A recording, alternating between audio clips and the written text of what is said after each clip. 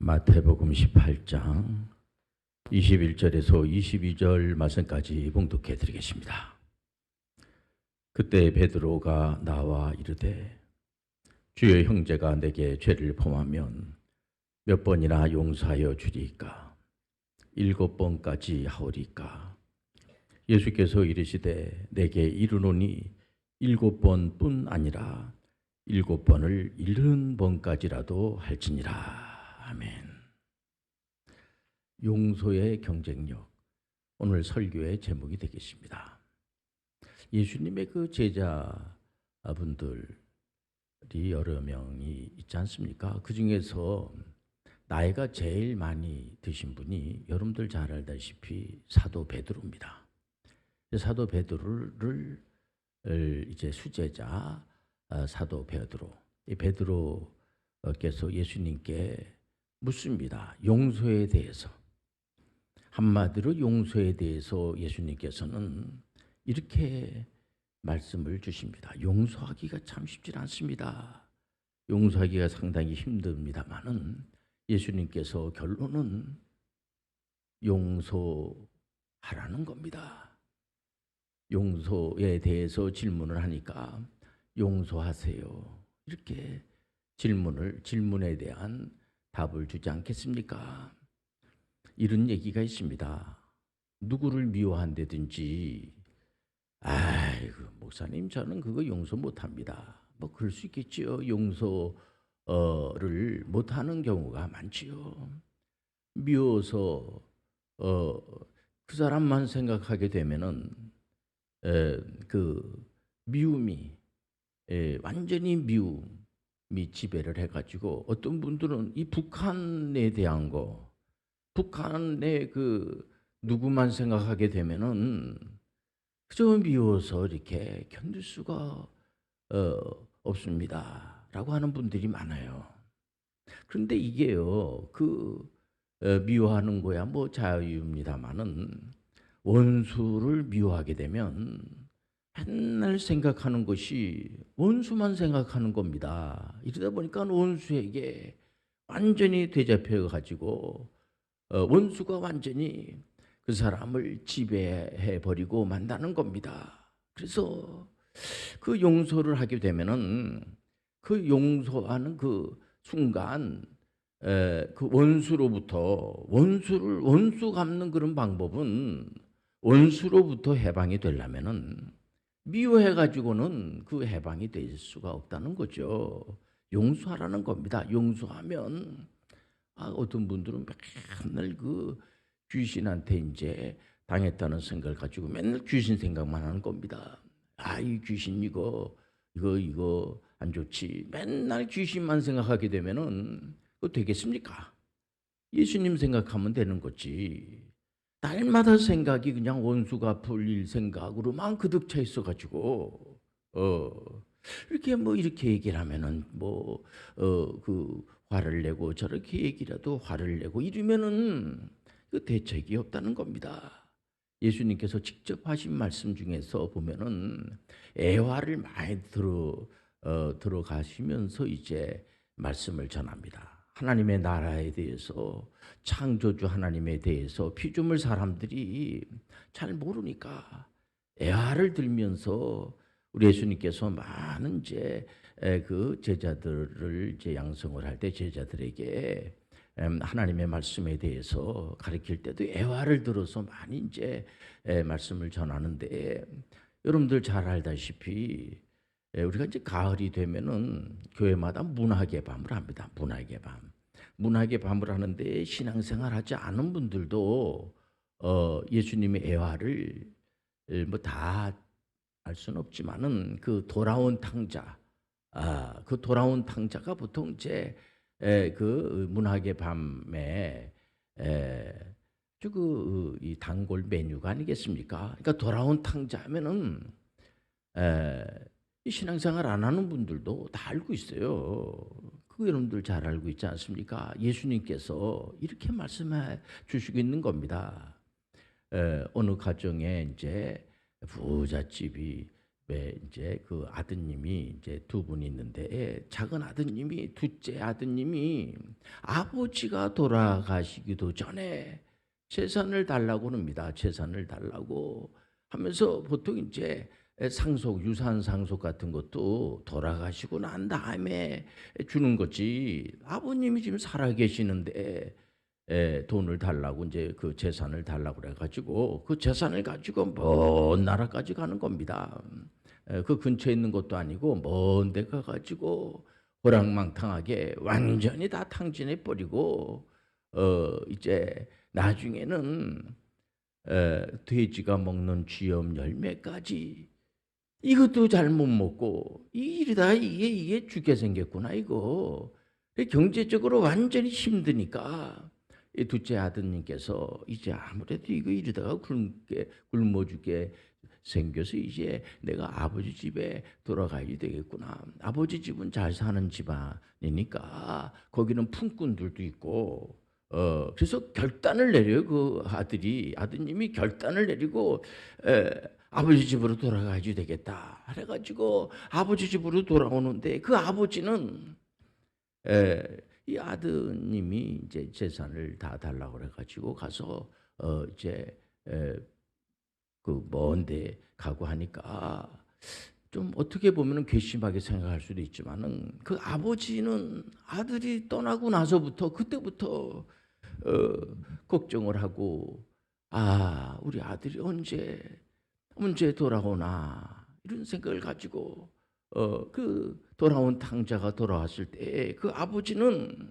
야단치지를 않습니다. 야단치지 않으시고 그래 네가 정말 아버지를 떠나가지고 네가 독립해서 네가 진 잘 되기를 바라겠느냐 이러면서 훈계하지 않으시고 훈계했다는 얘기가 없어요. 그냥 그 아버지는 죽은 아들이 돌아왔다고 아드님에게 가락지를 꿰주고 하면서 옷을 이제 옷도 없고 그러니까는 좋은 옷을 이렇게 맞춰서 입히면서 동네에 있는 분들에게 우리 아들이 죽었다가 살아왔다고 하면서 기뻐하면서 큰 잔치를 배설을 하는 것을 우리가 볼 수가 있습니다. 예수님께서 애화를 듣는 것이 바로 그런 거예요. 이거는 뭐냐면은 집을 나간 그 피조물이 돌아왔을 때 창조주 하나님께서 그러니까는 피조물인 사람들이 호랑망탕하게 바깥에 나가가지고 온갖 그 죄를 짓고 이렇게 이제 돌아왔을 때 창조주 하나님께서는 이유를 묻지 않고 그냥 일방적으로 용서한다는 겁니다. 우리가 여기서 깊이 생각해야지 돼요. 사실 어떻게 보면 성경은 이 피조물 사람들이 계속해서 죄를 짓고 도망 다니는 겁니다.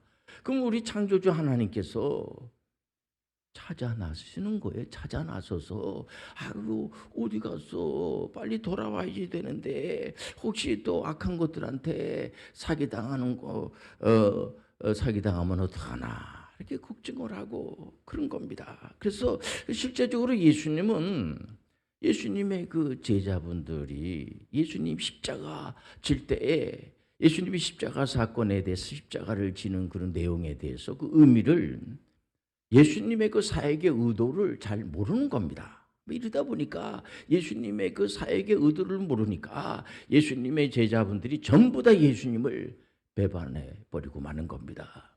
가룟 유다 같은 경우에는 아예 그냥 그 나중에 물론 양심의 가책을 느껴서 스스로 죽어버리고 마는 겁니다. 그런 제자들도 있고 예수님의 제자분들이 모두 다 배반하는 겁니다.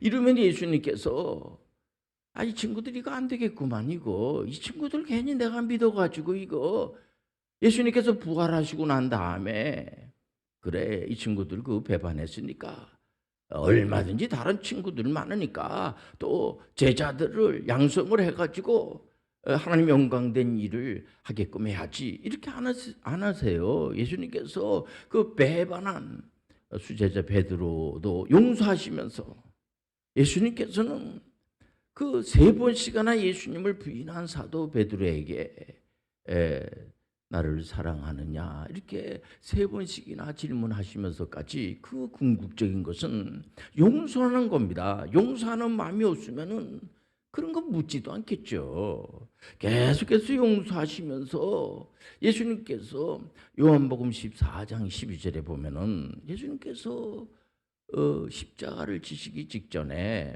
제자분들한테 그렇지 않습니까? 진실로 진실로 내가 너희들한테 말하는데 예수 그리스도를 믿으면은 예수 그리스도를 믿으면은 메시아가 하는 일을 할 수도 있고 그보다 더 큰 일도 할 수가 있습니다. 이러면서 기적의 위임 사역을 주시고 있는 겁니다. 이런 걸 보면 예수님께서는 용서를 넘어서 저 친구는 그래도 배반을 하고 말이야. 저런 친구들은 쓸 수가 없어. 그런 게 아니고 예수님께서는 끝까지 설목적 설교를 하시면서 멈추지 않으시고 부활하시고 오셔가지고 계속해서 끝까지 용서하시면서 예수님께서는 용서하는 데는요 아주 챔피언이에요. 다 용서하시는 겁니다. 그러면서 나도 용서라니까 너희들도 용서하라. 예수님께서 그런 말씀하지 않습니까? 다른 사람의 그 허물을 용서하면은 나도 너의 죄를 용서하겠다. 그 말씀 뭐냐면은 용서하는 데 경쟁력이 있다는 거예요. 용서하고 그냥 뭐 그래 용서했어. 죄를 지라는 게 아니고 죄를 장려하는 것이 아니고 죄진 사람을 용서를 해서 그가 회개하고 다시 하나님의 영광된 일을 할 수 있도록 하는 것이 그런 사람들이 훌륭한 사람이고 경쟁력이지. 그냥 뭐 그 사람 그거 안 됩니다. 그거 맨날 그 죄 짓고 그거 안 됩니다. 우리하고 노선도 맞지도 않고 그게 무슨 의미가 있겠습니까? 에, 우리가 이 태평성세를 이루려면은 나하고 의견이 안 맞는다고 그래도 어떤 교회는 진리를 쫓지 못하는 사람도 있어요. 그 진리를 쫓지 못하는 사람은 진리를 잘 가르쳐서 옳은 길로 인도할 수 있도록 자꾸만 설득하고 설복하고 해가지고 끝내는 옳은 길로 갈 수 있도록 기필고 만드는 그런 사람이 정말 예수 믿는 사람이고 예수님의 그 제자고 예수님의 그 사역자라고 볼 수가 있는 거지. 그건 뭐 쓸 데가 없는 겁니다. 그거.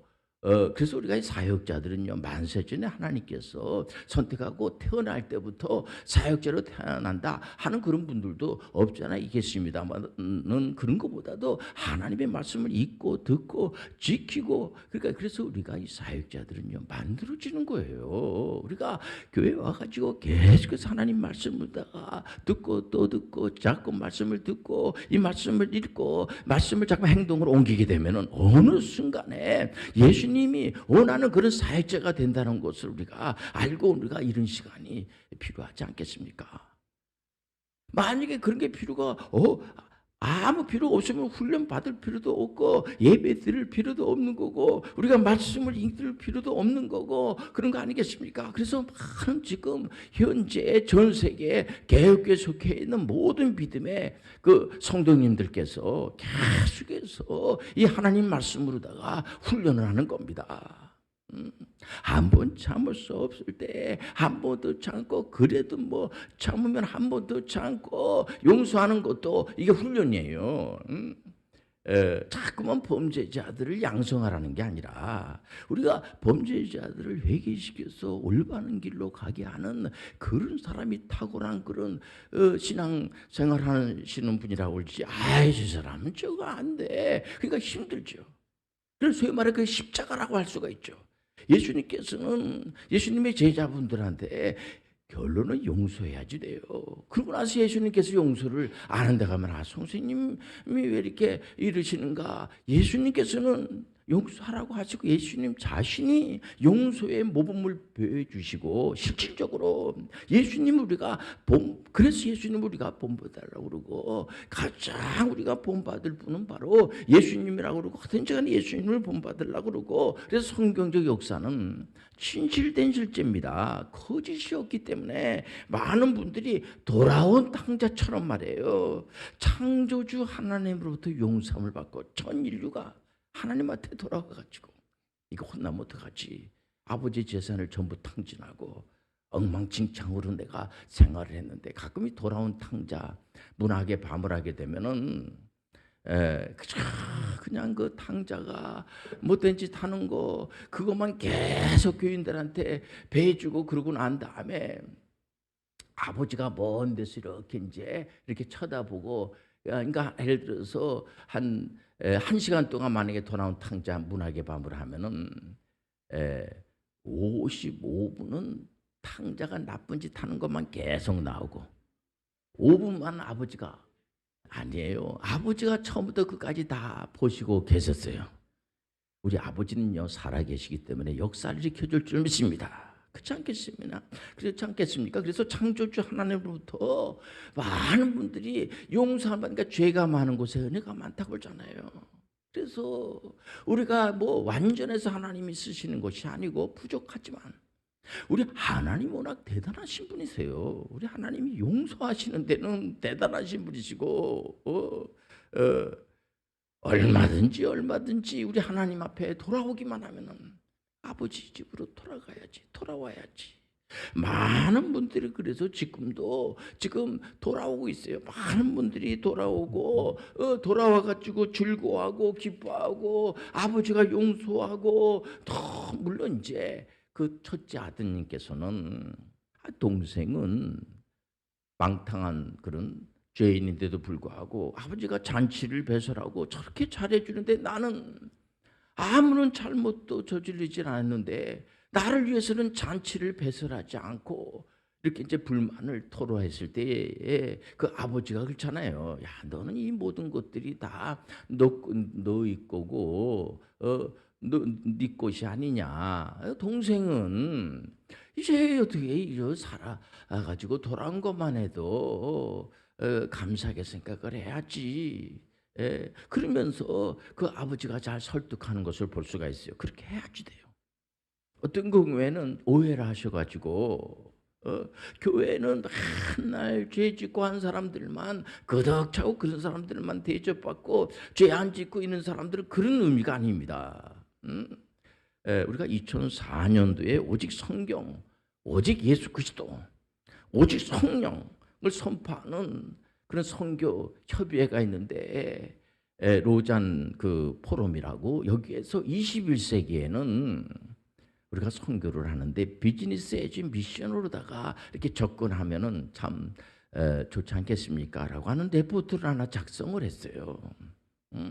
그 레포트를 작성을 해서 하나님이 기뻐하시는 이 개혁주의 신학자들 하면은 여러분들 잘 알다시피 뭐 마르틴 루터라든가 잔 칼빈 선생님이나 찌빙글린이라든가 또 구른투비라든가 아브라함 카이퍼라든가 많은 개혁주의를 표방하는 오직 성경 신본주의만을 인정하는 그런 훌륭한 그런 개혁주의 신학자분들이 많이 있는데 이분들이 주로 주장하는 것이 뭐냐면은 주권 영역 주권을 얘기하는 겁니다. 하나님의 통치의 그 영역이 어떤 한 부분만 이렇게 통치하는 것이 아니고 정치, 경제, 문화, 교육 모든 분야가 다 하나님의 거라는 겁니다.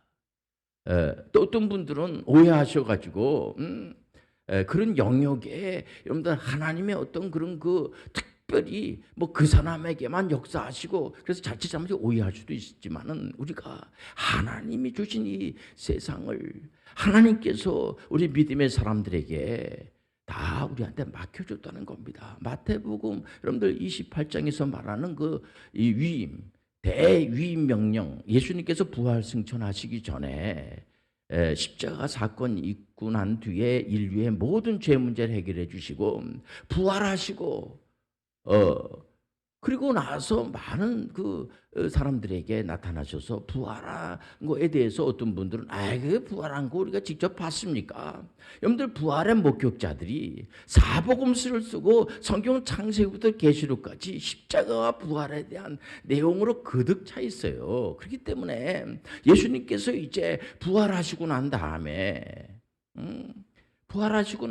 이 제자분들한테 이제 그 말씀하신 모든 족속으로 제자 삼아 아버지 아들과 성령의 이름으로 세례를 주고 다스려 지키게 하라. 이 말씀은 바로 주권 영역을 인정한다는 겁니다. 그래서 요즘은 이 신본주의적 그런 신학대학교에서도 보면은 성경에서 말하는 이 비즈니스 에즈 미션, 성경에서 말하는 그 리더십, 성경에서 말하는 영성을 소위 말해서 관계성이라고 그래요. 어떻게 하면 우리가 다투지 않고 싸우지 않고 어떻게 하면 이 관계성을, 좋은 관계를 맺어서 하나님을 기쁘게 할까? 여러분들, 우리가 성경에 그 큰 이 교훈이 뭐냐면 하나님을 사랑하고 이웃을 사랑하는 것이 아니겠습니까? 모든 개혁교회에서는 이렇게 목사님들이 하나님 말씀을 이제 이렇게 증거하고 말씀을 선포하는데, 교회의 최중의 목표는 하나님의 사랑과 이웃 사랑이에요. 그런 교훈을 얻는 겁니다. 그런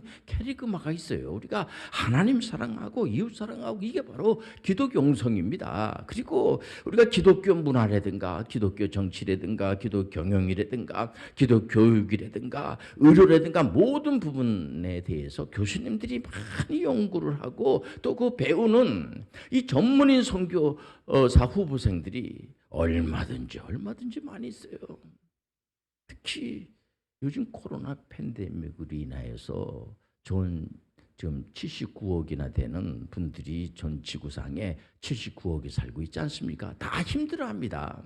거기다 여러분들 잘 알다시피 러시아에서 우크라이나를 침공하면서 전쟁이 일어났어요. 그래서 많은 분들이 힘들어하고 불안해하고, 어떤 분들은 이거 목사님 3차 세계대전이 이제 성경에 다 예언한 대로, 물론 우리가 종말의 때는 있죠. 그러나 그 날과 시는 예수님도 모르고 천사도 모르고 하나님만 아신다고 그러지 않습니까? 그렇기 때문에 그 때를 말하면 안 돼요. 그리고 우리가 종말에 대한 건 우리가 다 알고 있죠. 언젠간 예수님께서 재림하시죠. 우리가 재림 신앙을 가지고 있어요. 그러나 그거를 시한부 종말론자들이 여기저기서 기승을 떨면서 많은 사람들에게 참 어려움을 주고 하는 경우를 볼 수가 있습니다. 우리가 주님이 오실 때까지 우리는 전문인 선교 사역을 감당하시길 바랍니다.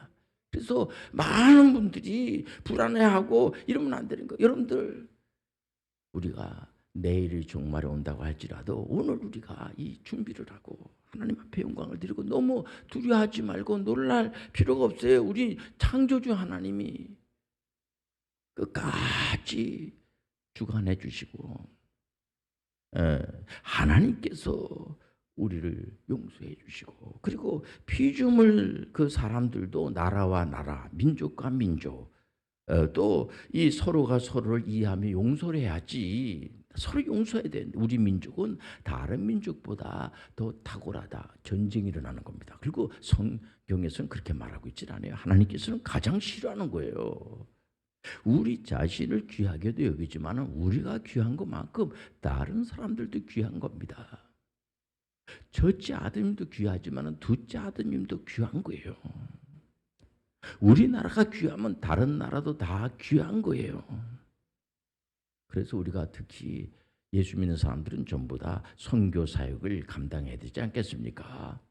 전 세계에 다니면서 선교를 하고 할 때 우리가 또 우쭐거리고 우월감 가지고 선교하는 게 아니고 예수 그리스도의 제자답게 우리가 용서하면서 모든 사람들을 하나님의 앞으로 인도할 때 은혜로 하시는 그런 마음을 가질 때 용서의 경쟁력은요, 정말 여러분들 모든 사람들을 행복한 사람들로 행복의 나라로 만드는 그러한 능력이 되는 거예요.